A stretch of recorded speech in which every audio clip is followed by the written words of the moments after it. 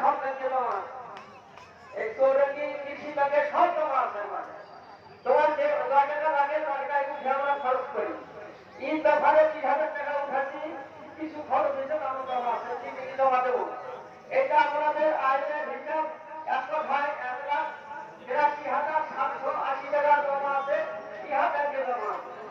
আমাদের কমিটি কেহ 10 টাকা নেয়ও না, আর কারো আমাদের সভাপতি মোহাম্মদ রফিকুল ইসলাম এবং সেক্রেটারি মোহাম্মদ হাফিজউদ্দিন সহ সেক্রেটারি মোহাম্মদ আফসার আলী, আমি হলাম কেশিয়ার সদস্য অবহিত আছে। সবার কাছে আমি হিসাবটা দিল, সবাই আলহামদুলিল্লাহ একটু বলো, আমার কমিটিরা একটু খুশি হয়, সবাই আলহামদুলিল্লাহ বলো। পরে হিসাব হলো যেদিন থাকি কমিটি দিয়া এই পরিচালনা হচ্ছে, যত চট নাম নামাজ সব এলাম আমাদের সাথে ঈদগাহান, আর ঈদগাহানকে হয় এটা হাতি